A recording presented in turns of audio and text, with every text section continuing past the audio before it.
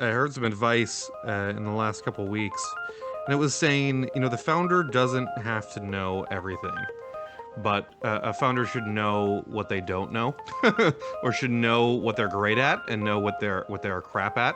If you are an entrepreneur looking for an investor just as a source of capital, then don't go raise from VCs. There's far better ways of doing this. Like go raise a loan or something else, family office, whatever it is. But like VCs are really optimized to help you for hypergrowth and for advice and for governance and for helping with strategy and hiring and to be your first mate. You are the captain of the ship, they're the first mate.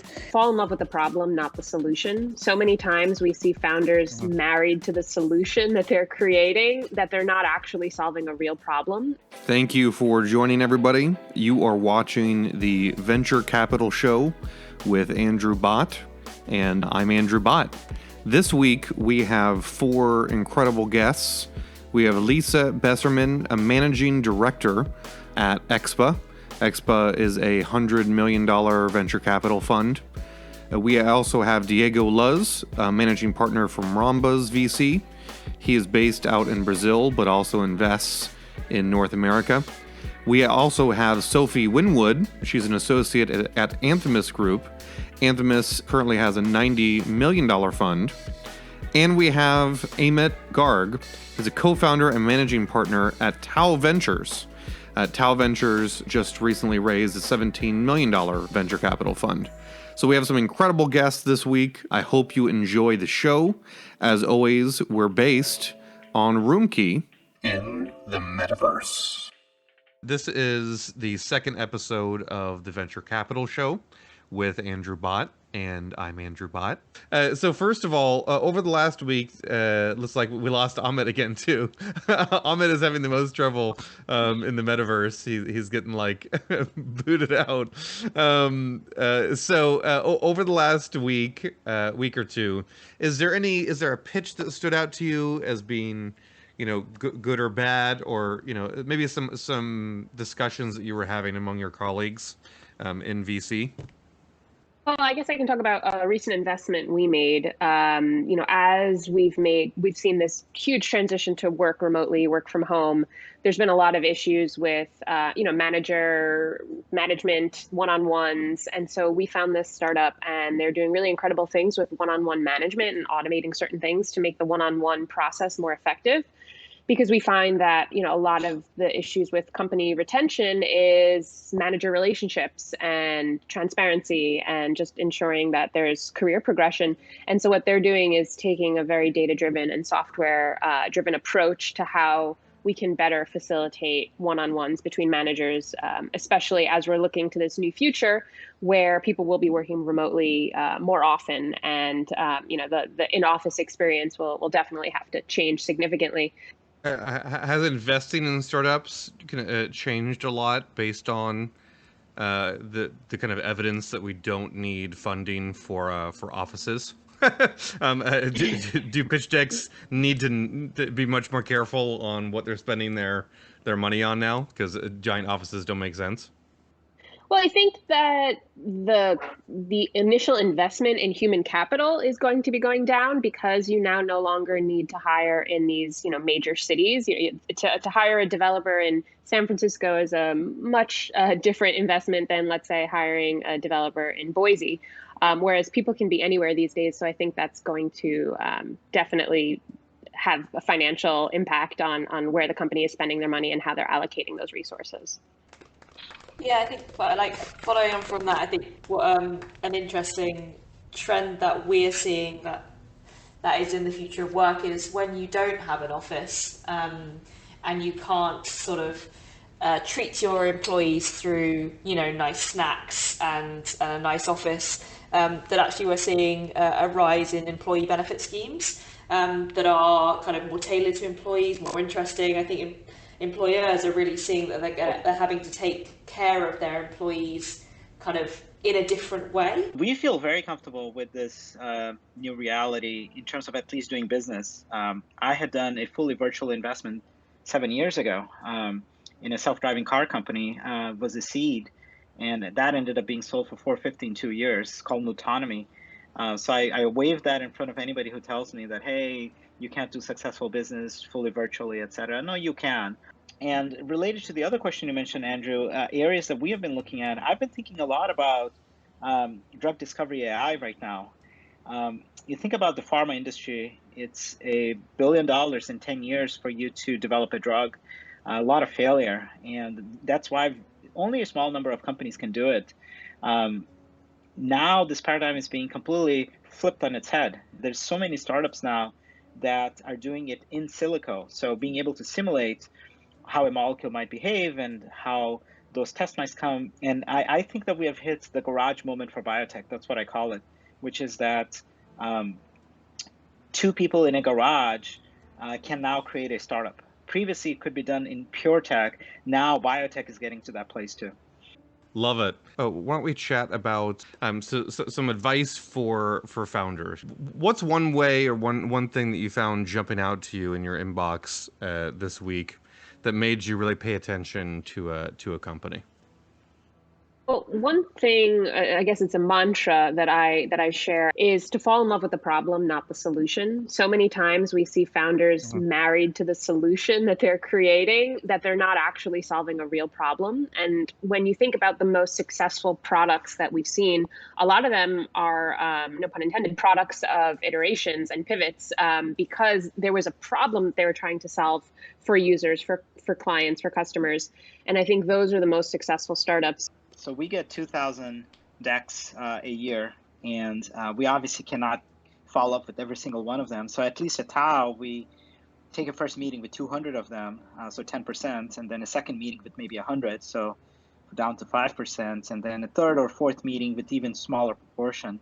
And it's not that your business may not be good. It probably is a good business. It may not be a fit. It may not be the right thing for the VC that you're talking to. So spend some time looking at their website to make sure that it is a potential fit. Make sure that you get a warm intro as much as possible to a VC that you don't know. If you do know them, then yes, do reach out directly. But put your deck on a DocSend or something like that so that you send out a link and you can update that deck in real time. And you can also get analytics, right, on who accessed it and when. It's good for you also. You can even control the access. Require people to put emails, for instance. Create a newsletter and put everybody you want on that newsletter, potential future investors, potential partners, whoever, so that it's a passive way for you to update lots and lots of people. Use social media very effectively. Just look at what MeetFounders does. I mean, these guys are masters at social media. Seriously, and you want to leverage all these tools now because we live in a world where it's flat in the sense that everybody can reach everyone. It's not flat in the sense that you can get their attention. Attention is still very much the limiting factor. If you allow me, I'll add to that a little bit that you said in the beginning. That's really important, right? When you look at the website, you understand this VC might be a fit. Personalize your email or whatever you're using to reach out to them, right? Let them know exactly why you think there is a match, what's in there for them. That's one way of getting the attention. Another thing is regarding the pitch decks themselves, remember that most of the decks will never be explained, right? So I need to be able to understand what you're doing, understand who you are, and especially what the problem is and how big it is and why nobody else has solved it, and you have the potential to do that without any explanation, without you walking through it. We just don't want to miss out on good stuff. So if you can create FOMO around your company, either by kind of getting different people to sort of speak about you, or like creating a lot of noise, or really explaining kind of why is now the right time for this business, and if an investor doesn't get involved now, you're just going to fly and they're going to miss out. I think that's like playing to our insecurities as investors. I love this topic. Can we talk about how to play on the insecurities of VCs a bit more? What is the secret to that? Just tell us somebody else wants to invest. Tell us that you have other deals that you're sifting through, so we feel like we have to compete. I've heard that, and I've heard the other piece of advice that it better be true. Yeah, exactly. Because you don't want to say we will do diligence. Yeah. Yeah. Well, VCs know yeah, each other, so don't go around saying, "Oh, we have all these deals," and it just be baloney, because Yeah. they can easily give a call up. You know, this is a small community where it's very easy for them to give each other a ring, or shoot an email over and ask if they really are putting out an offer to someone. So certainly don't lie about it. And I also heard that one of the biggest red flags is somebody who's going to be misleading. That's just a way to set a deal on fire really quickly. Oh, definitely. And That- yeah, like you said, it's a small community, and kind of to Amit's point earlier, if you build a strong enough rapport, and if your deck is compelling enough, or the calls that you've had was compelling enough, I'll pass it to a bunch of VC friends and just say, "Hey, this is a really great startup. You should check it out." And so just because it's a no from one VC does not mean it's a closed door to others. So I'd say definitely keep those relationships warm, keep people updated. So let's talk about this FOMO that Sophie brought up. So other than saying that you have deals or multiple or people interested in you on the VC side, what is it that gets the panel excited about a company in the way that Sophie described, in a way where you're saying now is the right time, like now is the moment, you don't want to miss this industry? Andrew, I think it depends a lot at this stage, right? If I think most of us here on this panel focus early stage, and especially at the seed stage. So at the seed stage, you don't have too many proof points, right? First and foremost, you look at the team. How do they know each other? How do they come together? Who are they? What's their experience? Why is this team poised to be the one that succeeds, that can build a solution better than any other team out there? Another factor we look for in the team is how well would they work with us. A VC to an entrepreneur is a partnership. I don't believe in being just a source of capital. I find that the word venture is far more interesting than the word capital. If you are an entrepreneur looking for an investor just as a source of capital, then don't go raise from VCs. There's far better ways of doing this. Like go raise a loan or something else, family office, whatever it is. But like VCs are really optimized to help you for hyper growth and for advice and for governance and for helping with strategy and hiring and to be your first mate. You are the captain of the ship, they're the first mate. There's been situations where we really liked the problem space and the technology they were building, but we didn't necessarily believe that it was the team to build it. And so we had to pass. And then alternatively, there's been times where we really loved the team, didn't entirely love what they were building. And we funded them and worked with them to help them pivot and build successful products. So really the team is fundamental to the success of your financing and to the success of the product being built and created. One thing that we evaluate and sometimes not clear to entrepreneurs is not if you just only if you have the capabilities and you understand and you fit together, but also are you hearing when we make a question, we ask a question, or when we put a provocation. Sometimes people get too stuck to defend why they're doing something, so because they're selling it, right? They're pitching it. But this is a good opportunity for you to learn as well and discuss and maybe get new perspectives on it. And we're evaluating how you react to that as well, not only your answer to that. That's great stuff. I wanted to respond to this team offshoot, because I think especially with early stage companies, but I think with any company, building the kind of team around you is so important. And I heard some advice in the last couple of weeks, and it was saying, the founder doesn't have to know everything, but a founder should know what they don't know, or should know what they're great at and know what they're crap at, so that they can then fill their team with the people that have those skills that they don't. So you don't have to have a founder who is incredibly gregarious and can do sales and can do coding and you don't have to.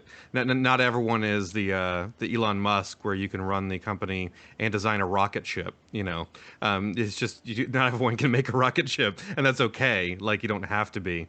But I would love to hear some of the things that that you all look for in a team, and vice versa. Like what Lisa said, makes you kind of turn away and not be excited about a great market opportunity because the team isn't right. Let's do a tangent on team a little bit right now. At the seed stage, you need people who will do anything it takes. Like, titles are basically meaningless. When I was building my own startup, I was coding, even though I was sort of a business guy also, and sort of doing customer relations and sort of doing everything, as were my co-founders. Eventually, once we raised the Series A, we started specializing more and more, Series B further along, and so on and so on. Ultimately, the CEO, perhaps one of the founders, their role becomes, let me make sure there's enough money in the company, and let's make sure that there is enough people to do their jobs, right? Like, it becomes literally that. Those are the two responsibilities of the CEO eventually. Maybe Andrew didn't like what I said, but he left. You scared him away. I scared him away. Guys, maybe we can self-moderate here. I'll pass it to one of you. Yeah, I think just adding to what you've said, I think one of the things we find sometimes with our founders is they struggle to hire people better than them because they I don't know, maybe they're intimidated or they don't want someone working beneath them that's maybe had more experience, but actually some of the best founders are like Bs across the board and hire As in every single function. So I think it's a difficult, especially if it's a young founder, the ability to hire, beyond their years can be difficult, but we've seen that when they do, it just like causes a step change in their business. Yeah, I definitely agree to that, but I just want to add another on the other extreme of it that sometimes you see, right? We want to make sure that you and your team are the ones calling the shots, right? At least at Rombos, that's what I see. Sometimes we'll take a look at the other investors and how they manage their relationship to you and how exactly are the contracts, especially if you're entering like a seed round and then there is a pre-seed and there are a bunch of people already in the cap table. And then you need to go through a board meeting or something to approve everything. It's not going to work, right? You need to be fast. You need to be have the power to decide. You need to hear. Of course, you need to let people help, but you need to have the authority to go forward and move and adapt as fast as you can. Love that, and I'm like loving this discussion as well. Sorry, I'd say I saw you changed outfits when you like Lady Gaga, the Grammys. I get 3 costume changes. Oh man, yeah, I wish I knew that. Just kidding. No, I wanted to make sure folks saw my name because I was under the assistant profile, which is hilarious. It'll be a funny video with my live costume change. Last time our fun moment was talking about how we were going to open up that bar in the back of the room. And we wanted to get the ability to get drinks over there in the back of the room as soon as possible. So for you all, did any news items in the VC world stand out to you, or were a discussion topic? Yeah. One thing that caught my attention yesterday is that we got the numbers from last year activity in Latin America, VC activity in Latin America. It was the second year in a row that we have over $4 billion invested in the region. So we are seeing a lot of activities in markets that were not that hot before. And there's so many untapped opportunities in these markets. So the more funding you pour into it, the more you have good entrepreneurs starting from scratch things. Maybe in a more developed market, you have the same situation in some niches, right? As Emmett was saying before, biotech now can be done in a garage, right? So if there's not funding enough for this, and then this is not going to happen. But then if you start looking at niches that may be not as attractive before to the VC industry, now it's probably a good time for you to start something there because people are starting to look on an untapped market. Yeah, I don't know if I want my biotech implant coming from someone's garage or not. I think I prefer that made somewhere nicer. But maybe it can start in the garage, and then my implant can be, designed at the Apple headquarters. I think that's my preference, personally. I've always been the one to say, like, plug me in. Like, when there's a microchip to make me, like, smarter, better with memory, faster calculations, like, plug me in. Like, I'm down. I'm into it. But to tie things back into the beginning well, of our Andrew, conversation. you Go ahead. may not need to plug in. The robots will take over. I'm okay with that. Like, I'm not scared of the robots. I like robots. My last name is, shows my family heritage. I noticed. Maybe you are a robot. You guys know my side of the robot war, which side I'm on.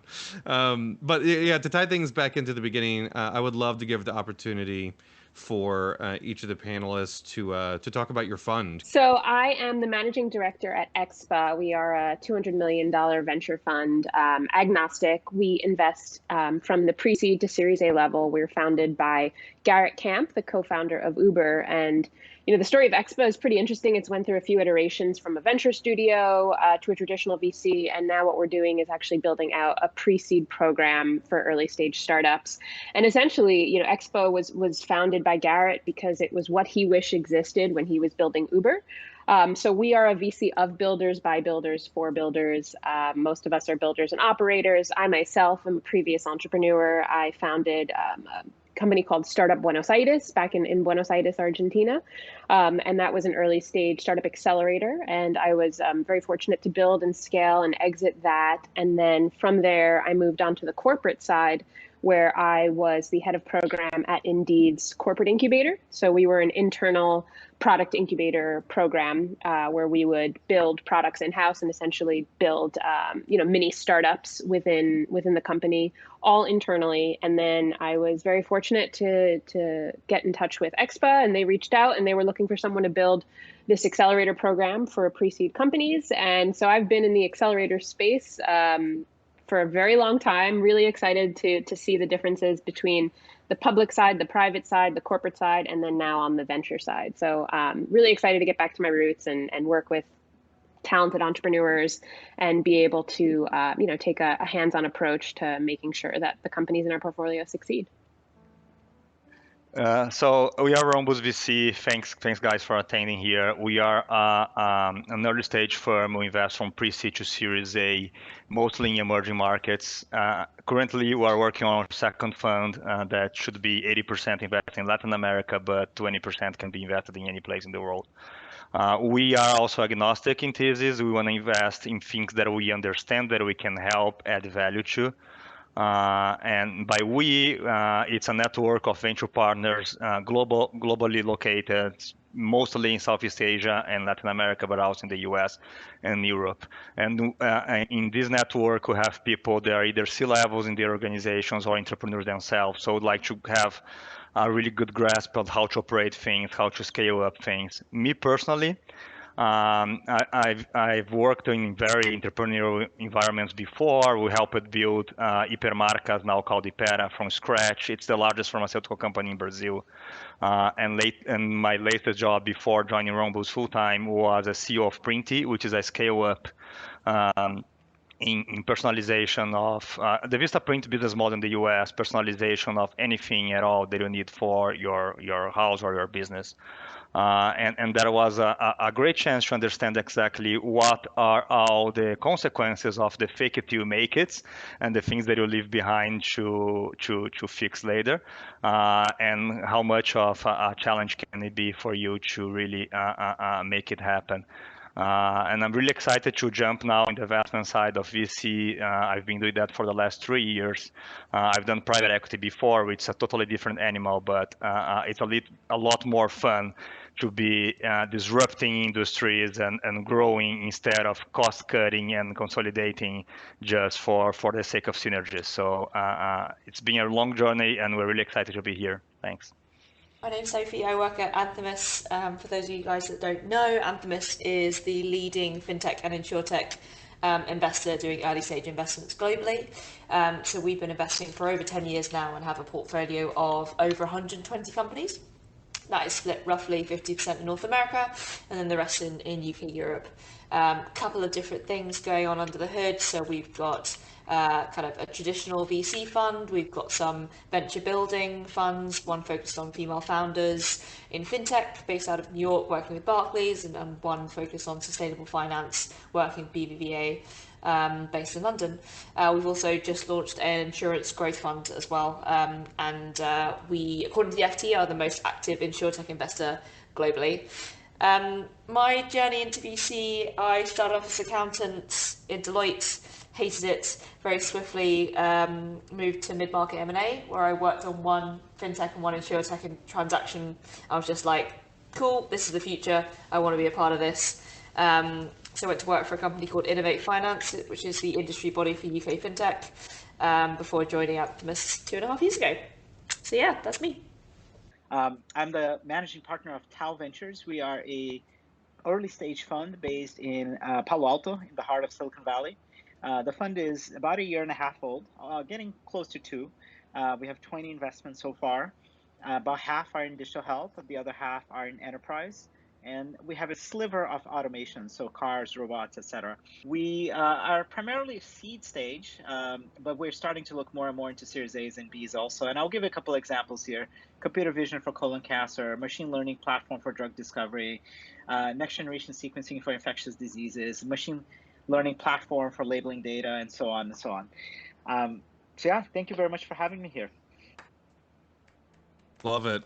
It's some great quotes tonight. I'm sure we'll be sharing this in the YouTube video in the coming days. I think my favorite was Lisa's. Fall in love with the problem, not the solution. I've heard it before, and I still I love it every time. I think it's so important, and definitely something I see, a mistake I see founders make often. But thank you so much for joining episode 2 of the Venture Capital Show with Andrew Bott. I'm Andrew Bott, and I will see you all next Wednesday at the same time. Cheers, everybody.